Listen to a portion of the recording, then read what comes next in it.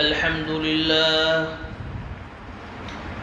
لله نحمده ونستعينه ونستغفره ونؤمن به ونتوكل عليه ونعوذ بالله من شرور أنفسنا ومن سيئات أعمالنا من يهده الله فلا مضل له ومن يضلله فلا هادي له ونشهد أن لا إله إلا الله وحده لا شريك له ونشهد أن سيدنا ومولانا محمدا عبده ورسوله وبارك وسلم تسليما كثيرا أما بعد فأعوذ بالله من الشيطان الرجيم بسم الله الرحمن الرحيم فلما دخلوا على يوسف آوى إليه أبويه وقال ادخلوا مصر إن شاء الله آمنين ورفع أبويه على العرش وخروا له سجدا وقال يا أبت هذا تأويل رؤياي من قبل قد جعلها ربي حقا وقد أحسن بي إذ أخرجني من السجن وجاء بكم من البدو من بعد أن نزغ الشيطان بيني وبين إخوتي إن ربي لطيف لما يشاء إنه هو العليم الحكيم رب قد آتيتني من الملك وعلمتني من تأويل الأحاديث فاطر السماوات والأرض أنت ولي في الدنيا والآخرة توفني مسلما وألحقني بالصالحين صدق الله العظيم.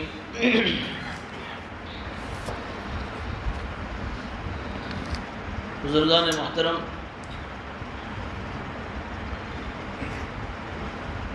جب تیسری مرتبہ حضرت یوسف علیہ السلام کے بھائی مصر میں غلہ لینے کے لیے پہنچے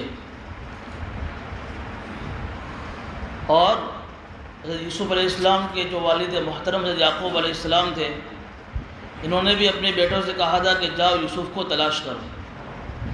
تو بھائیوں نے ابا کی اس درخواست کو قبول کرتے ہوئے اور غلہ لینے کے لیے جب مصر پہنچے، اور مصر میں وہ پوری بات یوسف علیہ السلام اور ان کے بھائیوں کے درمیان میں ہوئی، جس کا پورا تذکرہ گزشتہ تفسیر میں آ چکا. اس موقع پر حضرت یوسف علیہ السلام نے اپنے بھائیوں کو اپنا ایک کرتا دیا اور یہ کہا کہ اپنے ابا کے چہرے پر اس کو ڈال دینا، جس کی وجہ سے ان کی آنکھوں کی بینائی لوٹ آئے گی. اور اس کے بعد حضرت یوسف علیہ السلام نے ان بھائیوں کے ساتھ ان کو 200 گھوڑے اور دیے، 200 سواریاں دی کہ ان کو لے کر جاؤ اور جب دوبارہ آؤ تو اپنے پورے خاندان کو ساتھ لے کر آنا. وَأْتُونِي بِأَهْلِكُمْ أَجْمَعِينَ. چنانچہ سارے بھائی ابا کے پاس پہنچے، پھر وہ کرتا ابا کے چہرے پر ڈالا، جس کی وجہ سے ابا کی آنکھوں کی روشنی آ گئی.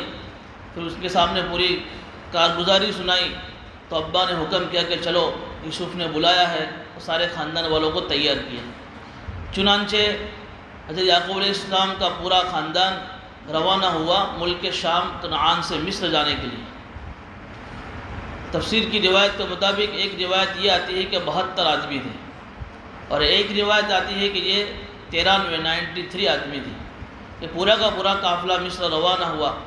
ادھر یوسف علیہ السلام کو جب اس کی اطلاع ملی کہ ہمارے والد محترم، ہمارے والدین اور ہمارا پورا خاندان آ رہا ہے، تو استقبال کے لیے مصر سے نکل کر باہر آئے 4000 سپاہیوں کو لے کر. باہر آ کر اپنے ابا کا اور اپنے گھر والوں کا استقبال کیا، اور استقبال کرنے کے بعد یوسف علیہ السلام اپنے ابا کو لے کر مصر پہنچے. اس وقت انہوں نے اپنے ابا سے یہ کہا تھا کہ ادخلوا مصر انشاءاللہ آمنین، کہ ایک پردیسی آدمی کو ایک کسی دوسرے پردیس میں جانے کے بعد جو تکلیفیں پہنچتی ہے، ابا جان آپ کو تکلیف نہیں پہنچے گی، مصر کا میں بادشاہ ہوں، آپ مصر کے اندر امن سے رہیے۔ جب سارے بھائی اور والد محترم اور ان کی والدہ ماجدہ، ایک روایت کے مطابق یہ کہ حضرت یوسف علیہ السلام کی والدہ کا تو انتقال ہو گیا تھا، لیکن یہ ان کی خالہ تھی، اور خالہ بھی چونکہ ماہی کے حکم میں ہوتی ہے اس لیے ان کو والدہ کہہ دیا گیا۔ چنانچہ والدین اور سارے بھائی مصر پہنچے۔ جب مصر میں پہنچے اور بادشاہ کے دربار میں جب داخل ہوئے، دیکھا کہ بادشاہ کا ایک شاہی دربار ہے اور شاہی تخت لگا ہوا ہے۔ حضرت یوسف علیہ السلام اس شاہی تخت پر بیٹھے اور اپنے شاہی تخت پر اپنے والدین کو بٹھائے اور اپنے بھائیوں کو اپنے سامنے بٹھایا۔ جب بھائیوں کو ان کے سامنے بٹھایا اور ان کے والدین ان کے بازو میں بیٹھے، تو سارے بھائی اور ان کے والدین کے دل میں حضرت یوسف علیہ السلام کی عظمت بیٹھ گئی، اور اسی عظمت کی وجہ سے سارے کے سارے سجدے میں گر گئے۔ پھر سارے کے ساروں نے سجدہ کیا۔ اسی کو قرآن کہہ رہا ہے وَخَرُّوا لَهُ سُجَّدًا وَرَفَعَ أَبْوَيْهِ عَلَى الْعَرْشِ، کہ جب حضرت یوسف علیہ السلام نے اپنے والدین کو عرش پر، اس شاہی تخت پر بٹھایا، تو یہ سارے کے سارے حضرت یوسف علیہ السلام کے سامنے سجدے میں گر گئے۔ اب یہاں ایک مسئلہ یہ سمجھنے کی ضرورت ہے کہ یہ کون سا سجدہ تھا۔ دیکھیے پچھلی جو قومیں گزری ہے، اللہ کے نبی صلی اللہ علیہ وسلم کی جو امت ہے، اس امت سے پہلے جتنی بھی امتیں دنیا میں آئی ہیں، ان کی امتوں کے اندر سجدہ تعظیمی جائز تھا کہ بھئی ہمارے گھر میں کوئی وڈیل ہے، گھر کا کوئی بڑا ہے یا گھر کے والدین ہیں، تو ان کی عظمت اور ان کے ادب کی خاطر ان کے سامنے جھک جانا۔ آج بھی ہمارے دوسری قوموں میں ہوتا ہے کہ کوئی گھر میں بڑا آ گیا تو اس کے سامنے لوگ جھک جاتے ہیں، لیکن یہ سجدہ تعظیم ہے۔ اور ایک سجدہ ہے سجدہ عبادت، کہ عبادت کا سجدہ کرنا۔ مفسرین نے لکھا ہے کہ سجدہ عبادت تو کسی بھی امت میں جائز نہیں تھا۔ عبادت کا سجدہ کہ اللہ کے علاوہ کسی اور کے لیے عبادت کے لیے سجدہ کرنا، یہ پچھلی کسی بھی قوم میں نہ اس امت میں جائز تھا، نہ پچھلی کسی امت میں جائز تھا۔ لیکن سجدہ تعظیم، ادب کا سجدہ، تعظیم کا سجدہ، عظمت کا سجدہ، یہ پچھلی امتوں میں جائز تھا۔ تو یوسف علیہ السلام کے بھائیوں نے اور ان کے ماں باپ نے ان کے سامنے جو سجدہ کیا وہ سجدہ تعظیم تھا۔ لیکن ہماری شریعت میں جو شریعت تاجدار مدینہ سرکار دو عالم محمد عربی صلی اللہ علیہ وسلم لے کر آئے ہیں، اس شریعت کے اندر سجدہ تعظیمی بھی حرام ہے۔ سجدہ عبادت کے ساتھ سجدہ تعظیمی بھی حرام ہے۔ اس کی ایک دلیل تو یہ ہے کہ ایک مرتبہ حضرت معاذ بن جبل رضی اللہ تعالیٰ عنہ کو اللہ کے نبی صلی اللہ علیہ وسلم نے ملک یمن کا گورنر بنایا۔ جب وہاں پہنچے تو انہوں نے دیکھا کہ اس زمانے کے جو یہودی اور جو عیسائی تھے وہ اپنے بادشاہوں کے سامنے سجدہ کرتے تھے، بادشاہوں کے سامنے۔ تو حضرت معاذ بن جبل رضی اللہ عنہ کے دل میں یہ بات آئی کہ یہ لوگ دنیا کے بادشاہ ہیں اور ان کے سامنے ان کا عظمت کا سجدہ کر رہے، تو اللہ کے نبی صلی اللہ علیہ وسلم تو دنیا و آخرت دونوں جہاں کے بادشاہ ہیں، یہ زیادہ حقدار ہے کہ ہم اللہ کے نبی صلی اللہ علیہ وسلم کے سامنے سجدہ کریں۔ چنانچہ جب وہ ملک یمن سے مدینہ پہنچے تو انہوں نے اللہ کے نبی صلی اللہ علیہ وسلم کے سامنے پوری بات رکھی، یا نبی اللہ میں نے یہ پورا منظر دیکھا ہے، انت احق ان یسجد لک، کہ آپ زیادہ حقدار ہے کہ ہم آپ کے سامنے سجدہ کریں۔ تو اللہ کے نبی صلی اللہ علیہ وسلم نے اس موقع پر فرمایا کہ میری شریعت کے اندر کسی بڑے کے سامنے سجدہ کرنا جائز نہیں ہے، اگر جائز ہوتا تو میں یہ حکم کرتا کہ بیوی اپنے شوہر کے سامنے سجدہ کرے، اگر جائز ہوتا، لیکن وہ بھی جائز نہیں ہے، اس لیے میرے اس شریعت کے اندر سجدہ تعظیمی جائز نہیں ہے، اس لیے آپ میرے سامنے سجدہ کرنے کی اجازت نہیں ہے۔ بلکہ اس موقع پر اللہ کے نبی صلی اللہ علیہ وسلم نے غصے کا اظہار یہودیوں کے لیے فرمایا کہ یہودیوں پر لعنت ہو کہ جنہوں نے اپنے نبیوں کی قبروں کو سجدہ گاہ بنایا۔ پھر فرمایا کہ تم میری قبر کو سجدہ گاہ مت بنانا اور میری قبر پر سجدہ مت کرنا۔ دیکھیے اللہ کے نبی صلی اللہ علیہ وسلم خود اپنی قبر پر سجدہ کرنے سے منع فرما رہے ہیں، اپنی حین حیات میں، اپنے زمانے میں بھی، اور پھر قبر میں تشریف لے جانے کے بعد بھی میری قبر کو سجدہ مت بنانا۔ اس دلیل سے معلوم ہوا کہ ہماری شریعت کے اندر کسی بڑے کے سامنے، چاہے نبی سے بڑا کون ہو سکتا ہے، جب نبی نے اپنے زمانے میں اپنے سامنے سجدہ کرنے سے منع کر دیا تو کسی ولی کے سامنے اور کسی بزرگ کے سامنے سجدہ تعظیمی جائز نہیں ہے۔ ہاں قبرستان جانا چاہیے، اگر ہمارے دل میں ہمارے ماں باپ کی عظمت ہے، ہمارے بڑوں کی عظمت ہے اور ہمارے درمیان میں حیات نہیں ہے تو قبرستان جاؤ، یہ کیا ظلم ہے کہ عید سے عید جاتے ہیں ہم لوگ، یا کبھی 15ویں شعبان میں چلے گئے، پورے سال بھر میں یاد نہیں آتی ان کی، عید سے عید چلے گئے، 15ویں شعبان میں چلے گئے۔ حق تو یہ کہ ہفتے میں ایک دن ضرور جانا چاہیے، اور جا کر 3 مرتبہ درود شریف پڑھ کر، 3 مرتبہ سورہ اخلاص پڑھ کر ان کو ایصال ثواب کرنا چاہیے۔ آپ کو سورہ اخلاص کی تفسیر میں بھی بتایا تھا کہ 3 مرتبہ سورہ اخلاص پڑھنے کا ثواب پورے قرآن کریم کے ثواب پڑھنے کے برابر ہے۔ تو ہر ہفتے جانا چاہیے، اور روزانہ اپنے گھر پر بیٹھ کر بھی ان کے لیے ایصال ثواب 3 مرتبہ سورہ اخلاص پڑھنے میں کتنی دیر لگتی ہے؟ 3 مرتبہ درود شریف چھوٹا سا پڑھ لیا، اللہم صلی علی محمد وعلی آل محمد وبارک وسلم، یہ بھی یاد نہیں ہے تو صلی اللہ علیہ وسلم 3 مرتبہ پڑھ لیا، 3 مرتبہ سورہ اخلاص پڑھ، اپنے جتنے بھی مرحومین ہیں جو بھی دنیا سے جا چکے ہیں سب کو ثواب پہنچا دے، تو پورے قرآن اس کا ثواب پہنچے گا سب کو۔ تو یہ ہونا چاہیے، قبر پر جانا چاہیے، اپنے ولیوں کی قبر پر جانا چاہیے، اور جا کر ان کے لیے بھی ایصال ثواب کرنا چاہیے۔ لیکن ان کے قبروں کے سامنے سجدہ کرنا، ان سے مرادیں مانگنا، منتیں مانگنا، یہ ہماری شریعت میں جائز نہیں ہے۔ اور قبرستان جانے کا حکم حدیث میں دیا اس لیے ہے کہ آدمی قبرستان جب جائے گا تو اس کو اپنی موت کی یاد آئے گی۔ دنیا کی زندگی میں رہتے ہوئے جب آدمی کے دل میں جب دنیا کی محبت بیٹھ جاتی ہے، آدمی موت کو بھول جاتا ہے، اور جب قبرستان جاتا ہے تو آدمی کو اپنی موت یاد آتی ہے۔ اس کا فائدہ یہ ہوتا ہے کہ آدمی گناہوں سے بچتا ہے۔ تو یہ ہماری شریعت کے اندر سجدہ تعظیمی جائز نہیں ہے۔ تو یوسف علیہ السلام کی شریعت میں جائز تھا، اس لیے ان کے بھائیوں نے ان کے سامنے سجدہ تعظیمی کیا۔ بہرحال سارے بھائی اور ان کے والدین سجدے میں گر گئے۔ جب سجدے میں گرے تو یوسف علیہ السلام کو اپنے بچپن کا خواب یاد آ گیا، اور اپنے ابا سے کہا وقال یا ابتی ھذا تأویل رؤیای من قبل، کہ میرے ابا جان یہ میری خواب کی تعبیر کا یہ نتیجہ ہے کہ آپ میرے سامنے سجدے میں گر گئے۔ آپ لوگوں کو یاد ہے کہ بچپن میں ابا جان میں نے آپ کو ایک خواب سنایا تھا کہ 11 ستارے ہیں اور چاند اور سورج ہیں، زمین آسمان سے زمین پر اتر رہے ہیں اور سب کے سب میرے سامنے سجدہ کر رہے ہیں۔ آج یہ اسی خواب کی تعبیر ہے۔ اس سے معلوم ہوا کہ خواب کی تعبیر ایسا نہیں کہ آدمی نے رات میں خواب دیکھا دوسرے دن خواب کی تعبیر ہو گئی۔ دیکھیے 7 سال کی عمر میں خواب دیکھا تھا، اور 40 سال بلکہ اس سے بھی زیادہ سال ہو گئے خواب کی تعبیر کے پورا ہونے میں۔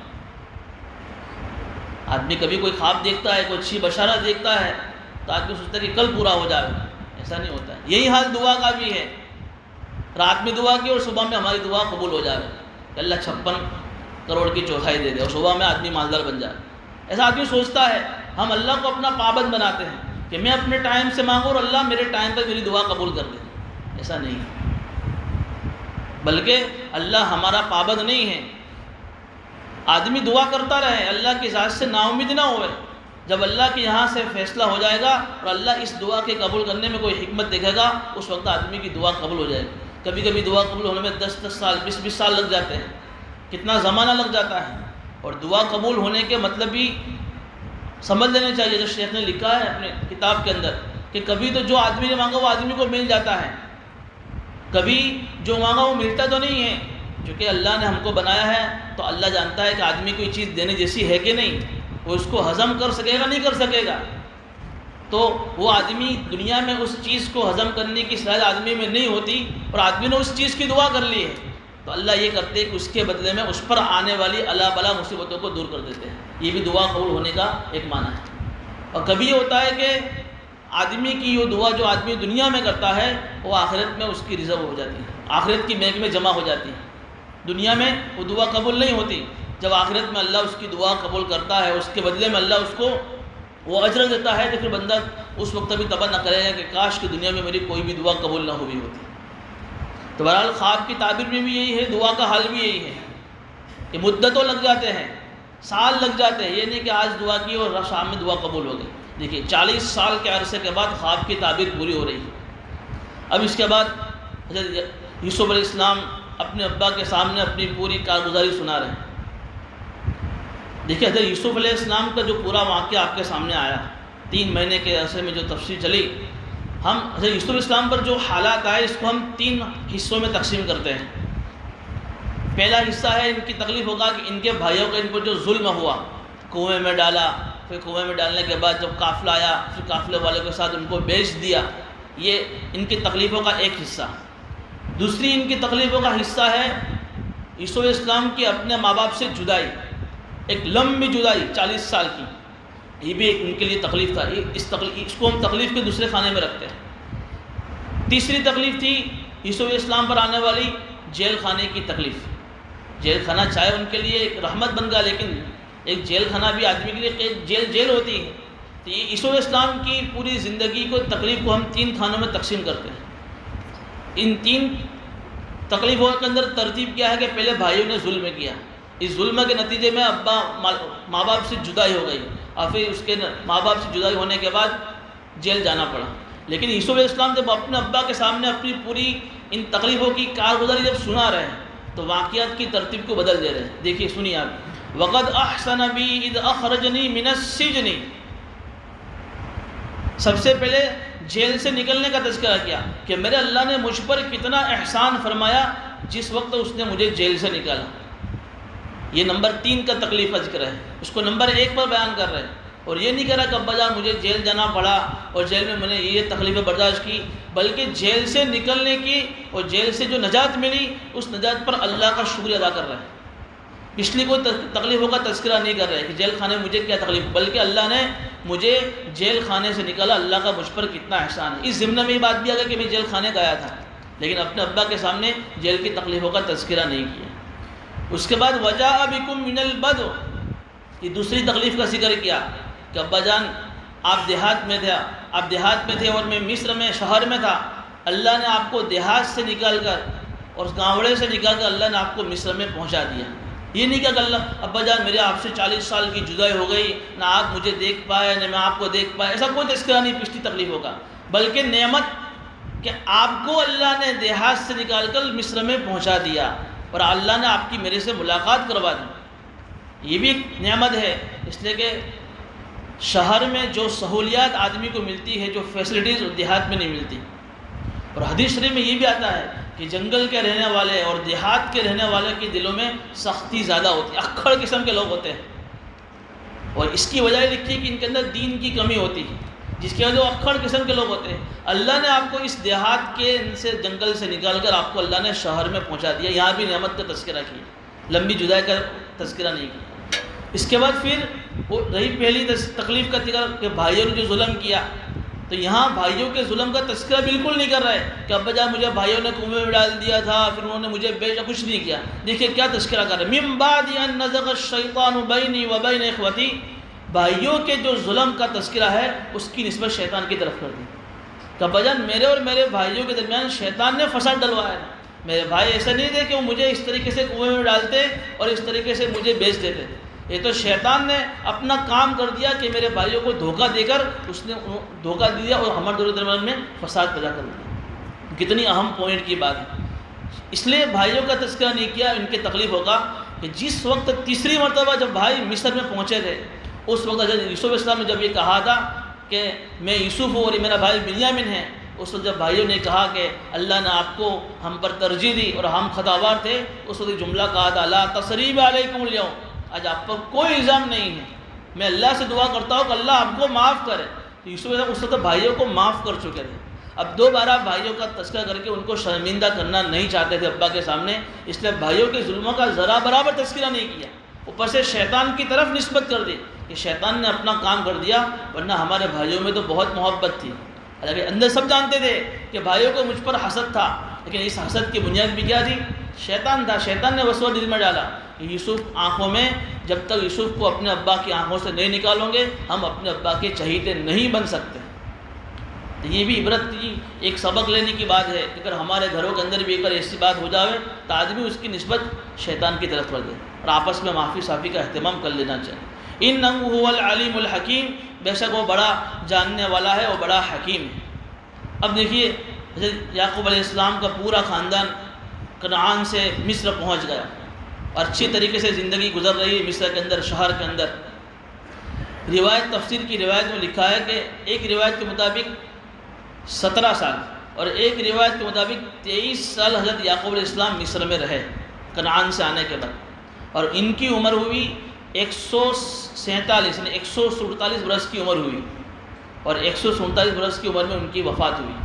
تو ان کے انتقال سے پہلے انہوں نے اپنے بیٹے حضرت یوسف علیہ السلام کو بلایا اور یہ وصیت کی کہ دیکھو یہ اللہ کا احسان ہے کہ اللہ نے دیہات سے نکال کر مصر میں پہنچا دیا، لیکن میری وصیت یہ ہے کہ جب میرا انتقال ہو جاوے تو مجھے اپنے آبائی وطن میں دفن کرنا، ملک شام. میں چاہتا ہوں کہ جہاں ہمارے والد محترم حضرت یعقوب حضرت اسحاق علیہ السلام اور میرے دادا جان حضرت ابراہیم علیہ السلام کی قبر ہے جہاں مدفون ہے وہاں مجھے دفن کرنا۔ چنانچہ ان کی وصیت کے مطابق حضرت یوسف علیہ السلام نے ساگ کی جو لکڑی آتی ہے اس کا ایک صندوق بنایا، ایک پیٹی بنائی، ایک تابوت میں ان کی لاش کو رکھ کر ان کو ملک شام میں روانہ کر کے وہاں دفن کروا دیا۔ ادھر حضرت یوسف علیہ السلام اپنے ابا کے انتقال کے بعد زندہ رہے۔ آپ کو پچھلے بتایا تھا کہ ان کی شادی زلیخا سے ہو گئی تھی۔ شادی کے بعد حضرت یوسف علیہ السلام کے 2 لڑکے پیدا ہوئے اور 1 لڑکی ہوئی۔ اس میں ایک لڑکے کا نام ہے افراہیم اور ایک کا نام ہے منشا۔ 2 لڑکے ہوئے اور ایک لڑکی تھی رحمت۔ پہلے 2 لڑکے ہیں افراہیم، ان کی نسل سے حضرت یوشع بن نون پیدا ہوئے۔ یہ یوشع بن نون یہ وہ شخصیت ہے جو حضرت موسیٰ علیہ السلام کے ساتھ سفر میں تھے، جس کا قصہ انشاءاللہ سورہ کہف کی تفسیر میں آئے گا۔ جب موسیٰ علیہ السلام جب نکلے تھے حضرت خضر کو ملنے کے لیے تو ان کی خدمت میں ساتھ میں یوشع بن نون تھے۔ یہ یوشع بن نون انہی کی نسل سے ہیں، یوسف علیہ السلام کے پہلے بیٹے حضرت افراہیم کی نسل سے۔ اور ان کی جو بیٹی تھی رحمت بی بی، اس کا نکاح ہوا حضرت ایوب علیہ السلام سے۔ حضرت یوسف علیہ السلام کی جو بیٹی تھی رحمت بی بی، ان کا نکاح ہوا حضرت ایوب علیہ السلام سے۔ حضرت یوسف علیہ السلام کے بارے میں دیکھیے قرآن اب خاموش ہے، یہاں واقعہ پورا ہو رہا ہے، لیکن آگے کی جو تفسیر اسرائیلی جو روایت ہیں اور تاریخی جو روایت ہے اس میں بات یہ ملتی ہے کہ حضرت یوسف علیہ السلام اب وہ مصر کے اندر جو قحط کا جو زمانہ تھا ختم ہو گیا، بالکل خوشحالی آ گئی، لوگ خوشحالی کے ساتھ زندگی گزار رہے۔ حضرت یوسف علیہ السلام بھی خوشحالی کے ساتھ زندگی گزار رہے، لوگ حضرت یوسف علیہ السلام کی سے بہت خوش تھے۔ جب ان کا بھی انتقال کا وقت جب قریب آیا، ان کی عمر تھی اس وقت 120 سال کی، تو انہوں نے بھی تفسیری تاریخ کی روایت کے مطابق وصیت کی تھی کہ مجھے بھی اپنے آبائی وطن میں دفن کرنا، یہ وصیت کی تھی۔ اب جب ان کا انتقال کا وقت قریب آیا، ان کا انتقال ہو گیا، تو محلے میں گاؤں میں جھگڑا ہوا ہے مصر کے اندر۔ مصر میں جو محلے تھے، جو سوسائٹیاں تھیں، جھگڑا یہ ہوا، ہر سوسائٹی والے کہنے لگے کہ ان کی قبر ہماری سوسائٹی میں بننی چاہیے۔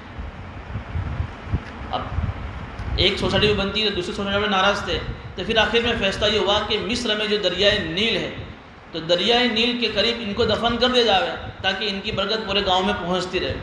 اب ہوا یہ کہ دریائے نیل کے دہانی طرف والا حصہ، جمڑی بازو جو حصہ ہے وہاں ان کو دفن کر دیا گیا کنارے کے پاس۔ لیکن کیا ہوا کہ ان کو جب وہاں دفن کیا تو وہ علاقہ بالکل خوشحال ہو گیا اور وہ علاقہ باقی طرف والا بالکل خشک ہو گیا، مطلب وہ جگہ والا۔ تو پھر وہاں سے ان کی قبر کو ہٹا کر باقی طرف منتقل کر دیا، تو پھر وہاں بھی خوشحالی آ گئی، یہاں خوش ہو گیا۔ پھر واپس مشورے سے ان کو دریائے نیل کے بیچوں بیچ میں ان کی لاش کو دفن کر دیا گیا، جس کی وجہ سے پورے گاؤں میں ہریالی ہو گئی۔ اب حضرت یوسف علیہ السلام کے انتقال کے بعد اس مصر کے اندر قوم عمالقہ نام کی ایک قوم مسلط ہو گئی مصر کے اندر۔ اور حضرت یعقوب علیہ السلام کی جو 12 بیٹے تھے، یوسف علیہ السلام، بنیامین، جو 10 بیٹے، ان 12 بیٹوں کی جو نسل تھی وہ نسل یہاں بڑی ہوئی۔ اب نسل اور انہی کی نسل کو بنی اسرائیل کہتے ہیں۔ اب سمجھیے حضرت یعقوب علیہ السلام کا دوسرا نام ہے اسرائیل۔ اسرائیل یہ عبرانی زبان کا لفظ ہے جس کا ترجمہ ہے عبداللہ۔ تو بنو مطلب اولاد، اللہ کے بندے کی اولاد۔ حضرت یعقوب علیہ السلام کی جو 12 بیٹے تھے، ان کی جو نسل چلی اور ان سے جو نسل بڑی ہوئی، ان کا نام ہے بنو اسرائیل، جس کا قرآن میں بار بار تذکرہ سنتے ہیں، اسرائیل، بنو اسرائیل، بنو اسرائیل۔ آج اسرائیل بھی اسی کی طرف نسبت کرتا ہے کہ ہم جو ہے یہ یہودی ہیں۔ تو جب یہ لوگ ملک کنعان سے جب ملک شام آئے تھے، کتنے تھے؟ 72 تھے یا 93 تھے۔ لیکن جب یہ مصر میں رہنے لگے تو بڑھتے بڑھتے بڑھتے ان کی تعداد بنو اسرائیل کی کتنی ہو گئی؟ 6,70,000 ان کی تعداد ہو گئی۔ لیکن جس وقت یہ یوسف علیہ السلام کے انتقال کے بعد مصر میں رہنے لگے تو دوسری قوم آباد ہو گئی، قوم عمالقہ۔ تو ان کا ان کے اوپر بہت غلبہ ہو گیا اور یہ مغلوب پوزیشن میں ہو گئے، یہ لوگ ان کو ستاتے تھے۔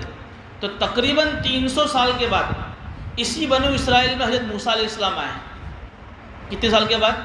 300 سال کے بعد۔ اور 300 سال کے بعد جب حضرت موسیٰ علیہ السلام آئے، پھر پیدا ہوئے، جب نبی بنے، تو پھر اللہ نے انہیں حکم دیا ان اسری بعبادی لیلا انکم متبعون، کہ تم راتوں رات بنو اسرائیل کو لے کر مصر سے ملک شام روانہ ہو جاؤ۔ کتنے سال کے بعد؟ 300 سال کے بعد حضرت موسیٰ علیہ السلام کے زمانے میں اللہ کا حکم آیا۔ دیکھیں یہاں سے اس سوال کا جواب بھی آپ کو ملے گا۔ جب تفسیر کا پہلا دن تھا سورہ یوسف کا، اس وقت آپ کو بتایا تھا کہ اس کا شان نزول اگر یاد نہ ہو تو میں آپ کو بتا رہا ہوں کہ یہ سورت کے شان نزول میں ایک واقعہ یہ پیش آیا تھا کہ یہودیوں نے، اور ایک روایت کے مطابق مکہ کے مشرکین نے اللہ کے نبی صلی اللہ علیہ وسلم سے سوال کیا تھا۔ کیا سوال کیا تھا؟ سوال یہ کیا تھا کہ بنو اسرائیل کا اصلی وطن تو ملک شام ہے، تو پھر وہ مصر کیوں گئے؟ آج اس کا جواب ہمارے سامنے آ گیا۔ ارے سمجھ میں آیا نہیں ہے سوال کا جواب کہ بنو اسرائیل کا اصلی وطن ملک شام تھا۔ انہوں نے یہ سوال کیا اللہ کے نبی صلی اللہ علیہ وسلم کے سامنے کہ پھر یہ جب ملک شام ان کا آبائی وطن تھا، اصلی وطن تھا، تو پھر یہ مصر کیوں گئے؟ اس کا جواب یہ تھا کہ اصلی وطن تو ملک شام تھا، لیکن جب اللہ نے حضرت یوسف اسلام کو مصر کا بادشاہ بنایا تو حضرت یوسف اسلام نے پورے بنو اسرائیل کو، پورے خاندان کو مصر بلوا لیا۔ لیکن پھر چونکہ 300 سال کے بعد جب ان کے اوپر ظلم ہوا، پھر اللہ ہی کے حکم سے موسیٰ علیہ السلام کے زمانے میں یہ پوری قوم، پوری بنو اسرائیل واپس سے اپنے آبائی وطن مصر سے ملک شام روانہ ہو گئے۔ یہ پورا واقعہ بیان کیا۔ اب حضرت یوسف علیہ السلام اپنی زندگی کے آخری زمانے میں حیات ہیں، اللہ سے ایک دعا کر رہے ہیں، بڑی عجیب دعا ہے۔ کیا کمی تھی حضرت یوسف علیہ السلام کو دعا کرنے کی؟ کیا ضرورت تھی؟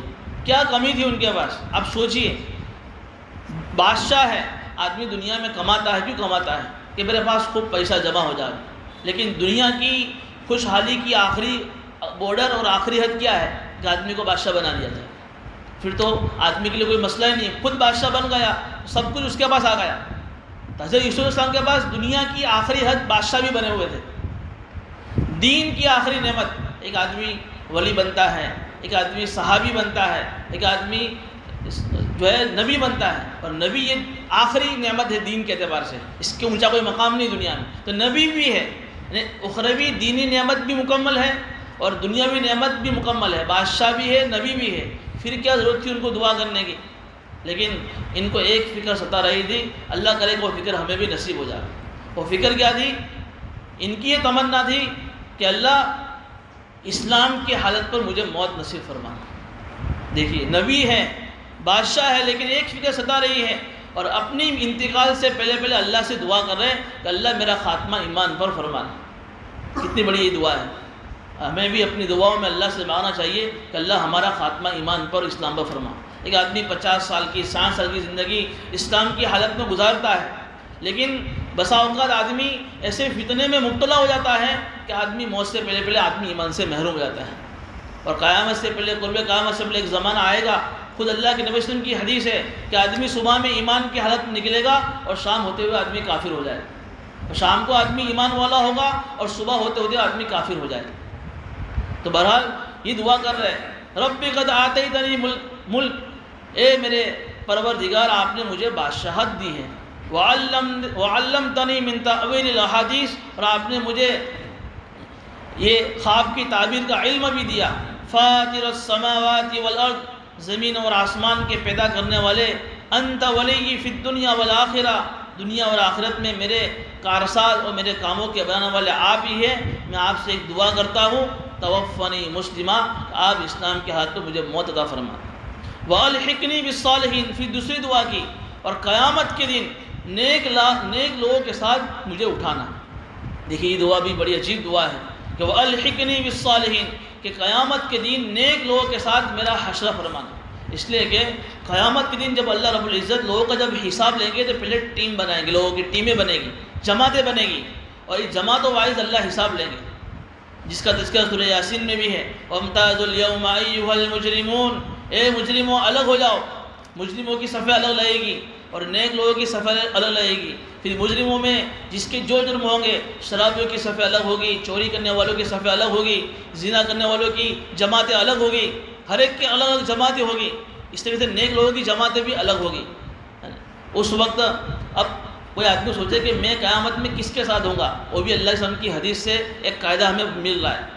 اگر آدمی کو دنیا میں یہ دیکھنا ہے کہ میرا حشر قیامت میں کس کے ساتھ ہوگا، تو آدمی اس حدیث پر غور کر لے، المرء مع من احب، جو آدمی دنیا میں جس کے ساتھ محبت کرتا ہے، قیامت میں اسی کے ساتھ اس کا حشر ہوگا۔ جس کی دنیا میں دوستی کافروں کے ساتھ ہوگی، اور جو دنیا کے اندر ایسے لوگوں سے محبت جو اللہ کے نافرمان ہیں تو قیامت میں وہ انہی کے ساتھ اٹھے گا، اور جس کی دوستی اولیاء اللہ سے ہوگی، بزرگوں سے ہوگی، نیک لوگوں سے ہوگی، اس کا حشر قیامت میں اس کے ساتھ ہوگا۔ تو یوسف علیہ السلام اللہ سے دعا کر رہے ہیں وَأَلْحِقْنِي بِالصَّالِحِينَ کہ اللہ تعالیٰ مجھے قیامت کے دن نیک لوگوں کے ساتھ اٹھانا۔ یہاں تو یوسف علیہ السلام کا پورا واقعہ تفصیل کے ساتھ پورا ہو گیا۔ اب آگے اللہ رب العزت فرما رہے ہیں اللہ کے نبی صلی اللہ علیہ وسلم سے ذَلِكَ مِنْ أَنْبَاءِ الْغَيْبِ نُوحِيهِ إِلَيْكَ، اے نبی جی یہ غیب کی باتوں کا علم ہے جو ہم نے آپ کو وحی کے ذریعے سے دیا ہے۔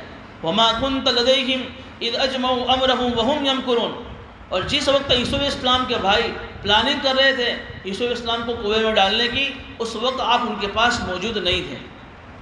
دیکھیے اس واقعے سے جہاں یہودیوں کے سوال کا جواب دیا جا رہا ہے وہ اللہ کے نبی صلی اللہ علیہ وسلم کی نبوت کو بھی ثابت کیا جا رہا ہے کہ یہ واقعہ اللہ کے نبی صلی اللہ علیہ وسلم کے زمانے سے 2000 سال پہلے کا واقعہ ہے، لیکن اللہ کے وسلم کو جب یہودیوں نے سوال کیا تو وحی کے ذریعے سے واقعے کی ایک ایک تفصیل اللہ کے وسلم نے ان کو بتا دی۔ گویا کہ اس سے معلوم ہوا کہ نبی ہو سکتا ہے، آپ تو اس وقت حاضر نہیں تھے، یا آپ امی ہیں، ان پڑھ ہے، آپ نے کسی کتاب سے علم بھی حاصل نہیں کیا، کسی استاد سے آپ نے سیکھا بھی نہیں ہے، پھر بھی آپ پورا واقعہ بتا رہے ہیں۔ معلوم ہوا کہ ہم نے آپ کو وحی دی تھی، اس وحی کی روشنی میں آپ ان کو پورا واقعہ بتا رہے ہیں۔ وَمَا أَكْثَرُ النَّاسِ وَلَوْ حَرَصْتَ بِمُؤْمِنِينَ، لیکن آپ کتنی بھی تمنا کر لیں ان میں سے اکثر لوگ ایمان لانے والے نہیں۔ ان کو تو یہ چاہیے تھا یہودیوں کو مسلمان ہو جاتے، کفار مکہ جو تھے ان کو بھی اس واقعے کو سن لینے کے بعد مسلمان ہو جانا چاہیے تھا کہ ہم نے ان کو ایسا سوال کیا ہے جو سوال ان کا جواب ان کے پاس ہے ہی نہیں، پھر بھی پورے کے پورے سوال کا جواب دے رہے ہیں، تو اپنی ہر دھرمی کو اور اپنی ضد کو چھوڑ کر مسلمان ہو جانا چاہیے کہ یہ نبی جی آپ کتنی تمنا کریں یہ آپ کی باتوں پر ایمان لانے والے نہیں ہیں۔ وَمَا تَسْأَلُهُمْ عَلَيْهِ مِنْ أَجْرٍ، اور آپ تو ان سے کوئی معاوضہ بھی نہیں مانگتے ہیں کہ چلو میں آپ کو ایک بات بتاؤں گا سوال کا جواب، لیکن آپ کو اس کے بدلے مجھے کچھ دینا پڑے گا، اور اس کی وجہ سے آپ ان کو کچھ دقت ہوتی ہو کہ ہم نبی کی بات مانیں گے تو ہمیں پیسے دینے پڑیں گے اس لیے ہم آپ کی بات مانتے نہیں، آپ تو ان سے کچھ مانگتے بھی نہیں ہیں۔ وَمَا تَسْأَلُهُمْ عَلَيْهِ مِنْ أَجْرٍ إِنْ هُوَ إِلَّا ذِكْرٌ لِلْعَالَمِينَ، یہ تو ایک نصیحت کی کتاب ہے لوگوں کے لیے۔ وَكَأَيٍّ مِّنْ آيَةٍ فِي السَّمَاوَاتِ وَالْأَرْضِ يَمُرُّونَ عَلَيْهَا وَهُمْ عَنْهَا مُعْرِضُونَ، آگے اللہ فرما رہے ہیں کہ نبی جی جانے دو ان کی باتوں کو، آپ کتنی خیر خواہی سے ان کو نصیحت کر رہے ہیں، ان کے سوالوں کے جواب دے رہے ہیں، اتنے اچھے انداز میں آپ ان کو سمجھا رہے ہیں، لیکن ضد اور ہر درمی کی وجہ سے نہیں مار رہے ہیں۔ اس کے علاوہ آپ دیکھیے تو صحیح کہ یہ زمین اور آسمان کے اندر میری کتنی ساری قدرت کی نشانہ دیکھ رہے ہیں، وہ دیکھتے اپنی آنکھوں سے لیکن پھر بھی اعراض کرتے ہوئے وہاں سے گزر جاتے ہیں۔ کتنی ساری قدرت کی نشانہ دیکھ رہے ہیں کہ یہ آسمان بغیر ستون کے اللہ نے بنایا، یہ زمین اللہ نے بنائی، یہ سورج، یہ چاند، یہ ستارے، یہ میری قدرت کی ساری نشانیں دیکھ رہے ہیں۔ یہاں تک کہ پچھلی قوموں پر جو عذابات آئے تھے وہ عذابات کی بستی سے وہاں گزرتے بھی تھے۔ لوط اسلام کی قوم پر جو عذاب آیا، ہود اسلام کی قوم پر جو عذاب آیا، وہ بستی سے گزرتے بھی ہیں، دیکھتے بھی تھے کہ کیسے خطرناک لوگ تھے، ہم سے زیادہ طاقتور تھے، ہم سے زیادہ مضبوط تھے، لیکن اللہ نے سب کو ختم کر دیا، لیکن پھر بھی عبرت نہیں پکڑتے۔ نبی جی ان کی ہر درمی ہیں۔ افامنوا ان تأتیہم غاشیۃ من عذاب اللہ او تأتیہم الساعۃ بغتہ وہم لا یشعرون، لیکن اللہ انہیں متنبہ کر رہا ہے کہ کیا تم اللہ کے عذاب میں سے اگر کوئی عذاب آ جائے تم اس سے معمون ہو گئے ہو؟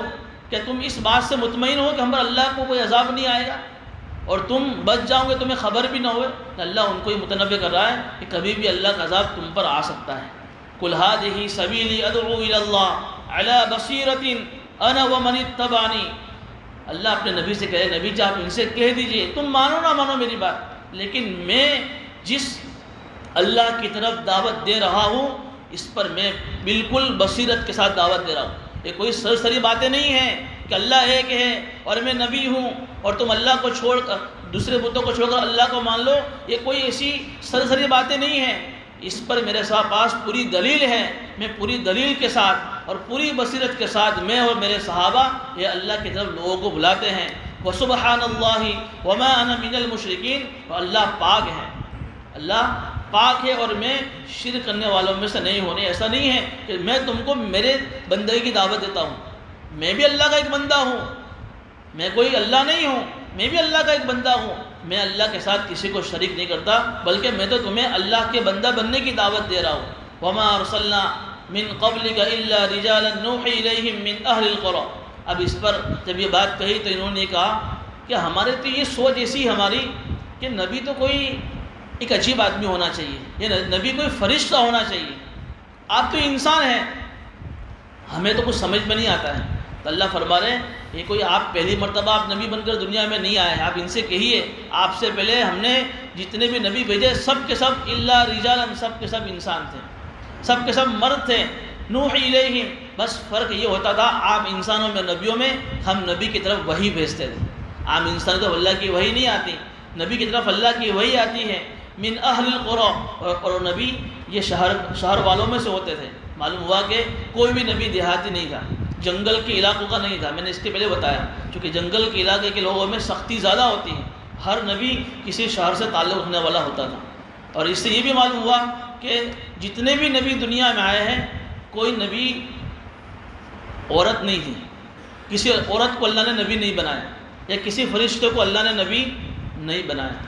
افلم یسیروا فی الارض فینظروا کیف کان عاقبۃ الذین من قبلہم۔ نبی جی آپ ان سے کہیے کہ آپ زمین میں ذرا گھومتے نہیں ہو، کہ زمین میں آپ سیر نہیں کرتے تو آپ پچھلی قوموں کا انجام دیکھتے کہ پچھلی قوموں نے اپنے نبیوں کی باتیں نہیں مانی تو ان کا کیا انجام ہوا۔ جب لوط علیہ السلام کی قوم نے ان کی بات نہیں مانی، اللہ نے پوری بستی کو آسمان پر لٹا کر الٹ دیا۔ ہود علیہ السلام کی قوم، نوح علیہ السلام کی قوم پر اللہ کے کیا عذابات آئے، کیا آپ ان کے عذابات کے بارے میں سوچتے نہیں ہو کہ ان کا انجام کیا ہوا اپنے نبی کی بات کو نہ ماننے کی وجہ سے؟ اگر تم غور کر لو تو تمہیں بھی سمجھ میں آ جائے، لیکن افلا تعقلون، یہ لوگ سمجھتے نہیں ہیں۔ جب آدمی دنیا کی ظاہری آنکھ بند کرتا ہے تو سامنے کی چیز دکھتی نہیں ہے، اسی طرح سے جب آدمی اپنی عقل کو بند کرتا ہے پھر اس کو کوئی حق بات سمجھ میں نہیں آتی۔ حتی اذا استیأس الرسل وظنوا انہم قد کذبوا جاءہم نصرنا فنجی من نشاء ولا يرد بأسنا عن القوم المجرمین۔ اب اللہ کے نبی صلی اللہ علیہ وسلم کے زمانے میں جب اللہ کے نبی صلی اللہ علیہ وسلم جب ان لوگوں کو سمجھاتے بھی تھے اور ان کو بشارت سناتے تھے کہ تم ایمان لاؤ گے، مسلمان ہوں گے تو اللہ کی طرف سے تم کو بشارت کیا ملے گی، تمہارے لیے اللہ نے جنت بنا کر رکھی ہے، ان کو خوشخبری بھی سناتے تھے اور کبھی ان کو عذاب سے آگاہ کرتے تھے، دیکھو اگر تم نبی کی بات نہیں مانو گے تو پھر اللہ کی طرف سے تم پر عذاب آئے گا۔ جیسے پچھلی قوموں کے اندر بھی یہ ہوا کہ پچھلے زمانے میں جتنے بھی نبی آئے ہر نبی نے اپنے زمانے میں اپنی امت کو خوشخبری بھی سنائی ہے اور ان کو اللہ کے عذاب سے ڈرایا بھی۔ اب ہوتا یہ تھا کہ پچھلی امتیں اپنے نبی کی بات کو نہیں مانتی تھی، وہ نبی اللہ سے دعا کرتے تھے تو اللہ نبی سے وعدہ کرتا تھا کہ میں ان کے اوپر عذاب بھیجوں گا۔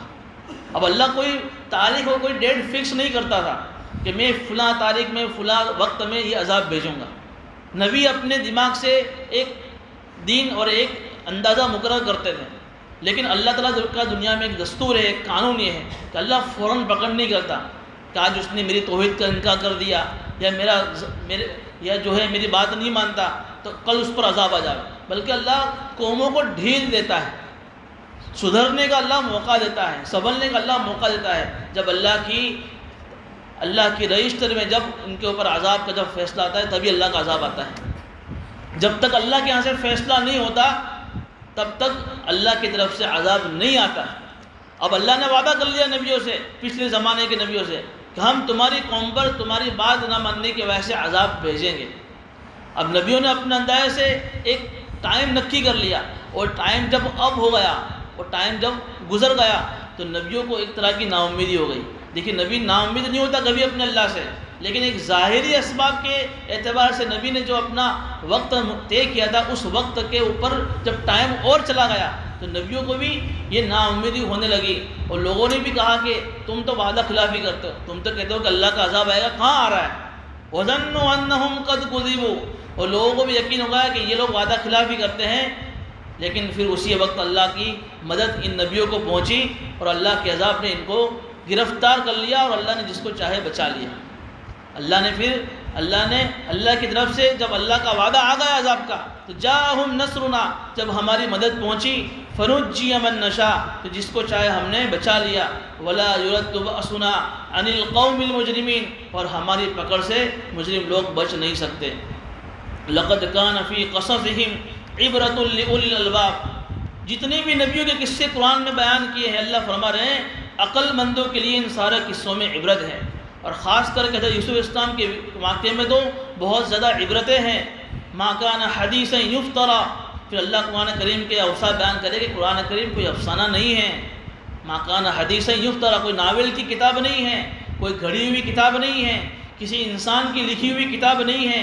ولیکن تصدیق الذی بین یدیہ، یہ تو ایک ایسی کتاب ہے جو پچھلی آسمانی کتابوں کی بھی تصدیق کرتی ہے۔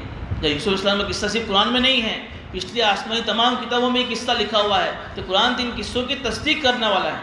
وتفصیل کل شیء، یہ قرآن کی دوسری صفت، پہلی صفت کہ پچھلی آسمانی کتابوں کی تصدیق کرتا ہے، قرآن کی دوسرا وصف تفصیل کل شیء، کہ قرآن میں ہر چیز کی تفصیل ہے۔ دیکھیں یہاں پہ ایک بات سمجھنے کی، ہر چیز کی تفصیل کا مطلب یہ نہیں کہ دنیا کی ساری چیزوں کی تفصیل ہے، بلکہ دین کے لائن کی جتنی ضرورت کی باتیں ہیں، حلال و حرام کی پہچان، اور اس کے علاوہ احکامات جو اللہ نے انسانوں پر فرض کیے ہیں، ان سارے احکاموں کی تفصیل قرآن میں ہے، باقی دنیا کی ہر چیز کا علم قرآن میں نہیں ہے۔ دین کی جو باتیں ہیں جس کا اللہ نے ہمیں مکلف بنایا ہے، ان تمام باتوں کی تفصیل قرآن میں ہے۔ وَهُدًى، قرآن کی تیسری وصف قرآن کا کہ قرآن یہ انسانوں کے لیے ہدایت ہے۔ ورحمہ، اور قرآن کی چوتھا وصف کہ قرآن لوگوں کے لیے، ایمان والوں کے لیے رحمت ہے۔ دیکھو یہاں ایمان والوں کا تذکرہ کیا، اس لیے کہ کافر لوگ اللہ کی نافرمانی کرنے کی وجہ سے قرآن سے فائدہ نہیں اٹھا سکتے، بلکہ قرآن رحمت کس کے لیے ہے کہ جو ایمان والے ہیں، قرآن ان کے لیے رحمت ہے۔ بہرحال اس پورے یوسف اسلام کے سورہ یوسف کے اس پورے واقعے میں اللہ نے یہودیوں کا جو سوال تھا، اللہ کے نبی صلی اللہ علیہ وسلم سے جو سوال کیا تھا، سوال کا جواب بھی مل گیا، اور اس واقعے سے اللہ کے وسلم کی نبوت بھی ثابت ہو گئی۔ اور اس واقعے کے اندر آپ نے دیکھا کہ 3 مہینے کے اندر اس واقعے کے درمیان میں کتنی ساری باتیں عبرت کی آئی۔ علماء نے یہاں لکھا ہے کہ سورہ یوسف کے اندر اتنے نکات ہیں، اتنی پوائنٹس کی باتیں ہیں اور اتنی عبرت کی باتیں ہیں کہ اگر ان کو جمع کیا جائے تو پوری کتاب کی شکل بن جائے، اتنی ساری اس کے اندر باتیں ہیں۔ سرسری میں آپ کو 2-3 باتیں بتاؤں جو اس صورت سے ہمیں لینے کی ہیں۔ اس میں ایک تو یہ ہے کہ دنیا کی اندر جو حالات آتے ہیں وہ حالات ہمیشہ ایک طرف باقی نہیں رہتے، کہ کسی آدمی پر اگر غم کے حالات ہے تو پوری زندگی غم والے گزرے گی، ایسا نہیں ہوگا۔ دیکھیے 40 سال کے بعد اللہ نے حالات کو کیسا پلٹا، کہاں کنویں کے اندر، کہاں جیل خانے کے اندر، کہاں غلام بن کر بک رہے، لیکن حالات گزرتے گزرتے گزرتے اللہ نے کیسے حالات کو پلٹا ہے کہ اللہ نے بادشاہ بنا دیا۔ تو آدمی بھی اللہ کی ذات سے کبھی نا امید نہ ہوئے، کسی پر غم کے حالات ہیں۔ آج اکثر جس ماحول میں ہم رہ رہے ہیں، اکثروں کے اوپر غم سوار ہے، اکثروں کے اوپر نا امیدی سوار ہے۔ یہ اتنی ساری نا امیدی ہے کہ آدمی اللہ سے بھی نا امید ہو گیا، چونکہ آدمی ظاہری اسباب کو دیکھتا ہے، اللہ کی ذات کو نہیں دیکھتا ہے۔ جب یعقوب علیہ السلام 40 سال کے بعد بھی اپنے بیٹوں سے کیا کہہ رہے ہیں کہ بیٹو اللہ کی ذات سے مایوس مت ہو، مجھے امید ہے کہ اللہ میرے سارے بیٹوں کو جمع کرے گا۔ یہ اصل نبوت کی شان ہے، یہ اللہ کی ذات سے پوری امیدی کہ اللہ حالات کو ہمیشہ ایک جیسا باقی نہیں رکھتا ہے۔ اگر غم کے حالات ہیں تو اللہ خوشی والے حالات لائیں، اور خوشی کے حالات ہیں تو آدمی کو اس وقت اترانا نہیں چاہیے۔ اللہ نے بہت نوازا ہے، ہر اعتبار سے اللہ نے نوازا ہے، تو آدمی کو اترانا نہیں چاہیے، آدمی کو اپنی زبان کی بھاشا بدلنی نہیں چاہیے، بلکہ خوشی کے موقع پر بھی آدمی کو اللہ کا شکریہ ادا کرنا چاہیے۔ ہو سکتا ہے کہ اس خوشی کے ماحول میں اگر آدمی اتراوے اور اللہ کی طرف سے کوئی فیصلہ ہو جائے اور آدمی کے اوپر غم کے حالات آ جائے۔ ایک بات تو یہ سیکھنے کو ملی، دوسری بات یہ ملی کہ کبھی حالات اپنوں کی طرف سے بھی آتے ہیں، جیسے یوسف اسلام کے اوپر حالات اپنے بھائیوں کی طرف سے آئے، یہ کوئی نئی بات نہیں ہے۔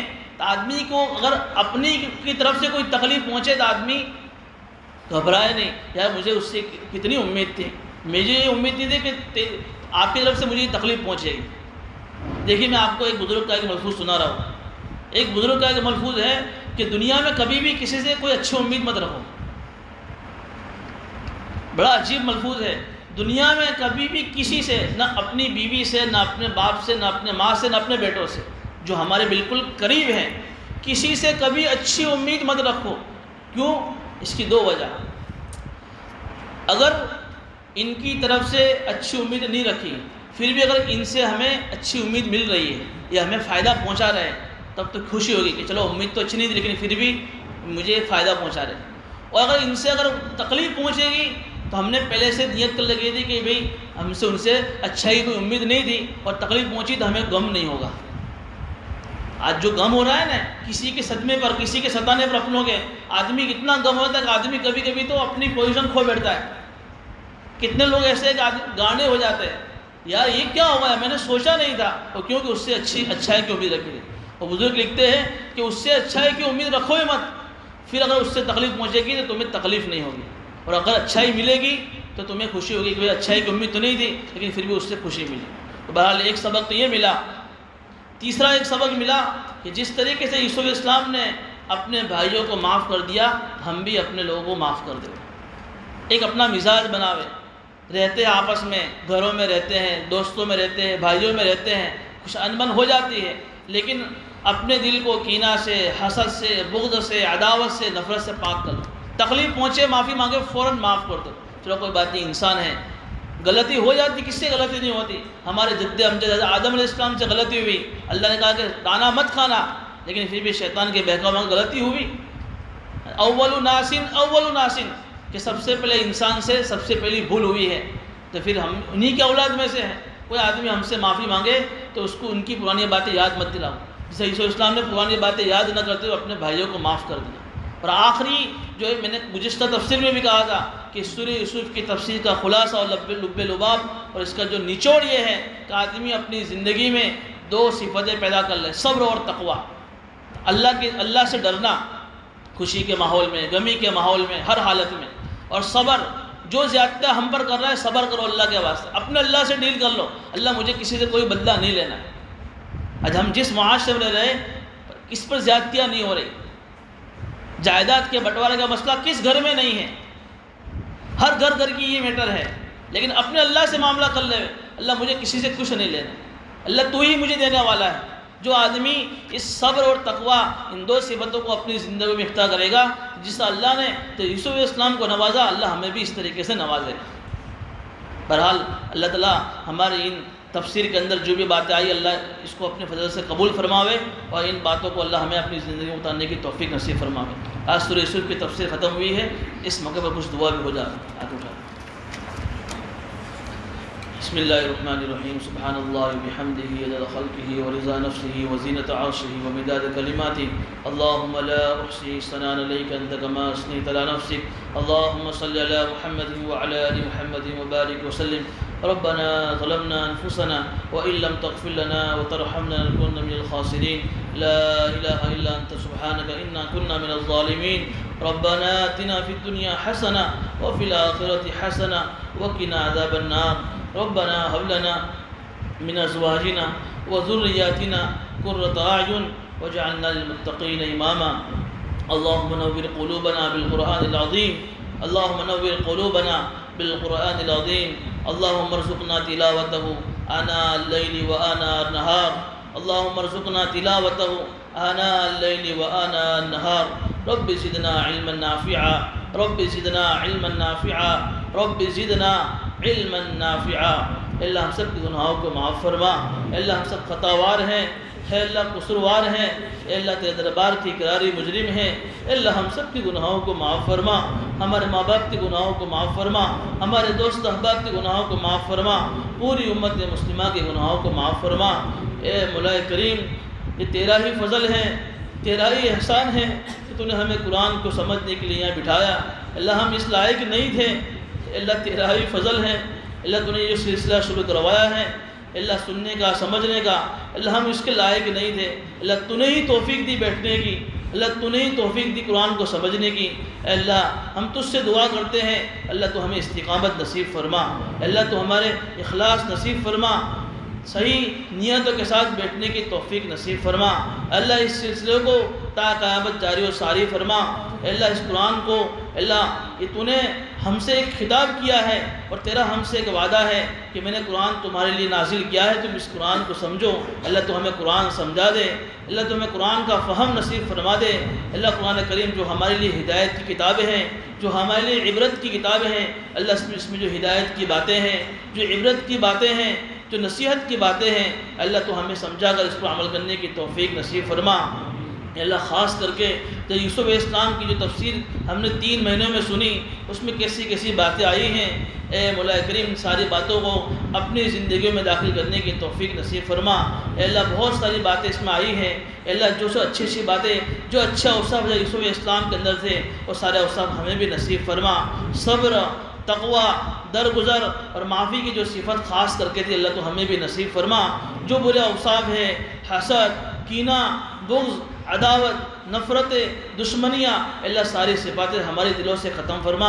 اللہ آپس میں پیار محبت نصیب فرما، آپس میں بھائیوں میں پیار محبت نصیب فرما، آپس میں گھروں میں پیار محبت نصیب فرما۔ اے مولا کریم آج ہر گھر میں یہ مسئلہ ہے، آپس میں بھائی بھائی سے ابولا ہے، باپ بیٹے سے ابولا ہے۔ اللہ دنیا کے معاملوں میں، اللہ 2 روٹی کے معاملوں میں، اللہ 2 کوڑی کے معاملوں میں بھائی بھائی سے نہیں بول رہا ہے۔ اللہ موت کا کوئی بھروسہ نہیں ہے، اے مولا کریم موت کا کوئی بھروسہ نہیں ہے۔ تو ان دنیا کی وجہ سے ہمارے بھائیوں میں فساد مت ڈلوا، آپس میں پیار محبت پیدا فرما۔ دنیا کی زندگی میں رہتے ہوئے حلال رزق کو کماتے ہوئے آخرت کا استعزار نصیب فرما، آخرت کی فکر نصیب فرما۔ اصل مسئلہ ہماری آخرت کا ہے۔ جس طرح یوسف علیہ السلام نے اپنے عمر کے آخری زمانے میں تجھ سے دعا کی تھی، توفنی مسلمہ، اللہ یہ دعا ہم بھی تجھ سے کرتے ہیں۔ اللہ تو بھی ہمارا خاتمہ ایمان پر فرمانا، تو بھی ہمارا خاتمہ اسلام پر فرمانا، اور تو بھی ہمیں قیامت کے دن نیک لوگوں میں شامل فرمانا۔ اے اللہ تو جانتا ہے ہم کیسے ہیں، اللہ ہم کیسے کیسے گناہ کر رہے ہیں، کہیں تیرا یہ اعلان نہ ہو جاوے فامتازوا اليوم ایھا المجرمون، اے مجرموں الگ ہو جاؤ، اور تو ہمیں بھی کہہ دے کہ تم بھی مجرموں میں شامل ہو جا۔ اے مولا تو ایسا مت کرنا۔ اللہ ہم تجھ سے امیدی، اللہ ہم تجھ سے رحم کا واسطہ دے کر، اللہ ہم تجھ سے رحم کی امید رکھتے ہیں۔ اللہ تو اپنے فضل کا معاملہ فرما کر تو بھی ہمیں نبیوں کے ساتھ ہمارا حشر فرمانا، صدیقین کے ساتھ ہمارا حشر فرمانا، نیک لوگوں کے ساتھ ہمارا حشر فرمانا، اور بغیر حساب کتاب کے جنت میں داخلہ نصیب فرمانا۔ اے مولا کریم مسلمانوں پر اس وقت جو حالات ہیں، خاص طور سے تریپورہ کے مسلمانوں پر اور پوری اسلامی دنیا میں جو بھی حالات سے مسلمان پریشان ہیں، اللہ تیرے سامنے کوئی بات چھپی ہوئی نہیں ہے، اللہ تب تو سب کچھ دیکھ رہا ہے۔ اللہ ابھی ہم نے پڑھا کہ اللہ جب تک تیرے یہاں سے فیصلہ نہیں ہوتا ان کے اوپر عذاب نہیں آتا۔ اے مولا کریم تیری نہ سونے والی آنکھ سب کچھ دیکھ رہی ہے، انشاءاللہ عنقریب حالات بدلیں گے، مسلمانوں پر راحت کے حالات آئیں گے، خوشحالی کے حالات آئیں گے۔ اے مولا کہ اس کا ہمیں انتظار ہے، اس حالات کے آنے سے پہلے ہمیں اپنے آپ کو سدھرنے کی توفیق نصیب فرما، ہمیں اپنی اصلاح کرنے کی توفیق نصیب فرما، ہمیں سچا مسلمان بننے کی توفیق نصیب فرما۔ اللہ قیامت سے پہلے جتنے فتنے آنے والے ہیں ان سارے فتنوں سے ہماری حفاظت فرما، خاص کر کے دجال کے فتنے سے ہماری حفاظت فرما، دجالی طاقتوں سے ہماری حفاظت فرما۔ جو مانگا وہ بھی عطا فرما، جو مانگنے سے رہ گیا وہ بھی عطا فرما۔ اے مولا کریم جو لوگ یہاں بیٹھے ہوئے ہیں، اللہ کتنے مہینوں سے اللہ ہر مہینے ہر ہفتے پابندی سے آتے ہیں، اللہ کوئی غرض نہیں ہے، صرف یہی غرض ہے کہ تیرے دین کی مجلس میں بیٹھ کر تیرے قرآن کو سمجھیں گے۔ اللہ ان کے یہاں آنے کو قبول فرما، اللہ ان کی ان قربانیوں کو قبول فرما، اللہ ان کی برکت سے ان کی نسلوں کو اللہ ہدایت سے مالا مال فرما، اللہ ان کی نسلوں کو ایمان و اسلام سے مالا مال فرما، اللہ ان کی نیک جائز تمناؤں کو مرادوں کو پورا فرما۔ اللہ اس مجمع میں کتنے لوگوں کے دلوں میں کیسی کیسی مرادیں ہوگی، کیسی کیسی تمنائیں ہوگی، کیسے کیسے ارمان ہوں گے، اللہ ہر آدمی جانتا ہے۔ اللہ زبان سے کوئی کچھ نہیں کہہ سکتا، لیکن تو سب کے اندر کے بھیدوں کو جانتا ہے۔ اللہ ان بیٹھے ہوئے مجمع کے نیک جائز ارمانوں کو پورا فرما، ان کی نیک جائز تمناؤں کو پورا فرما، ان کو دنیاوی اخروی ساری نعمتوں سے مالا مال فرما۔ اللہ تو ہماری دعا کو محض اپنے فضل و کرم سے نبی اکرم صلی اللہ علیہ وسلم کے صدقے طفیل میں قبول فرما۔ وصلی اللہ تعالی علی خیر خلقہ محمد وعلی آلہ وصحبہ اجمعین برحمتک یا رحمن۔